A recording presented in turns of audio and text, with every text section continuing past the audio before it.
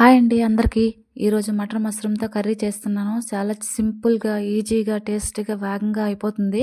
చాలా అంటే చాలా బావుంటుంది. పర్ఫెక్ట్‌గా వస్తుంది. రోటీలోకి, చపాతీలోకి, రైస్‌లోకి దేనిలోకైనా పర్ఫెక్ట్ సైడ్ డిష్ అండి. ఒకసారి ట్రై చేసి కమెంట్ చేయండి మర్చిపోవద్దు. దీన్ని ఫస్ట్‌గా స్టవ్ ఆన్ చేసి బండి పెట్టుకొని కొంచెం హీట్ అవ్వాలి. దీనిలో 2, 3 స్పూన్స్ ఆయిల్ వేసుకోండి. కొంచెం ఆయిల్ వేసినా టేస్ట్ ఉంటుంది. నెక్స్ట్ దీనిలో ఆవాలు, జీలకర్ర, ఎండుమిర్చి వేసుకొని బాగా చిట్పట్లాడేంత వరకు ఉంచుకోవాలి. దీనిలో కరివేపాకు, కస్తూరి మేతి కూడా వేసుకోండి. అవి కొంచెం వేగాక సన్నగా కట్ చేసుకున్న ఆనియన్స్ వేసుకోండి. ఒక 2 ఆనియన్స్ వేసుకోండి, బావుంటుంది. ఆ 2 ఆనియన్స్ బాగా వేగాక అల్లం తెల్లుల్లి ఫ్రెష్‌గా దంచింది ఉంటుంది కదా, అది వేసుకోండి. దాన్ని వేయించుకోవాలి పచ్చివాసన పోయేంత వరకు. నెక్స్ట్ సైడ్‌కి ఒక 3 టమాటాలు కట్ చేసి వేసుకోండి మిక్సీ జార్‌లో.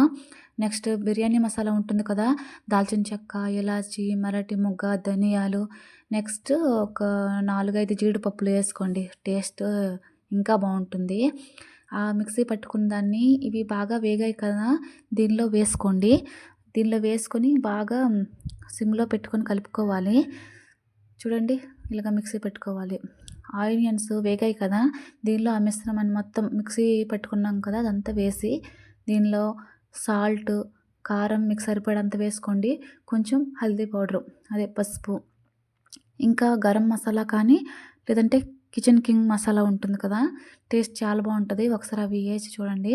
దీనిలో వాటర్ ఎక్కువ పడదు ఒకసారి, ఎందుకంటే మష్రూమ్‌లో వాటర్ ఉంటుంది కదా, ఆ వాటర్‌తోనే ఇది ఉడికిపోతుంది.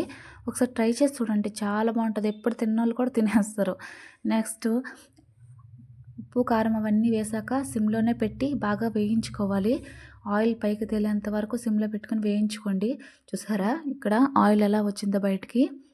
ఇప్పుడు మనం కడిగి పెట్టుకున్న మష్రూమ్స్, ఇంకా మటర్, పచ్చి బఠానీ అవి వేసుకోండి.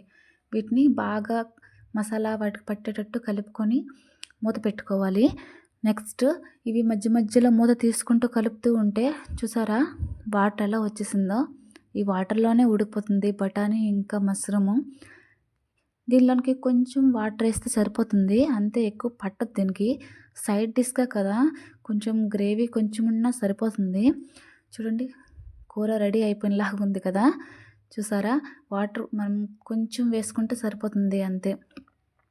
దగ్గర పడిపోయింది కదా, ఇప్పుడు కొంచెం వాటర్ వేసుకోండి. ఈ వాటర్ వేసుకొని మళ్ళీ బాగా కలిపి అలానే మూత పెట్టుకొని సిమ్లోనే పెట్టుకోండి. మటర్ మష్రూమ్ కర్రీ ఒకసారి ట్రై చేయండి. ఎలా కుదిరిందో నాకు కమెంట్ చేయండి మర్చిపోవద్దు. ఈ వీడియో కనుక మీకు నచ్చితే లైక్ చేయండి, షేర్ చేయండి, కమెంట్ చేయండి. బాగుందో బాగాలేదో కమెంట్ చేయండి, అప్పుడే కదా నాకు తెలుస్తుంది. ప్లీజ్ సబ్స్క్రైబ్ చేయడం మాత్రం అస్సలు మర్చిపోవద్దు. చూసారా కూర ఇక్కడ రెడీ అయిపోయింది కదా, ఒకసారి రొట్టెలోకి చేసుకొని తినండి, చాలా బాగుంటుంది. ఇప్పుడు కొత్తిమీర కట్ చేసి వేసుకోండి. నెక్స్ట్ లాస్ట్లో కొంచెం కస్తూరి మేతి కూడా వేసుకోండి, చాలా బాగుంటుంది. ఇప్పుడు కప్పులోకి తీసుకొని సర్వ్ చేసుకుంటే రెడీ అండి మటర్ మష్రూమ్ కర్రీ. అంతే ఈ వీడియో. మళ్ళీ నెక్స్ట్ వీడియో కలుద్దాం.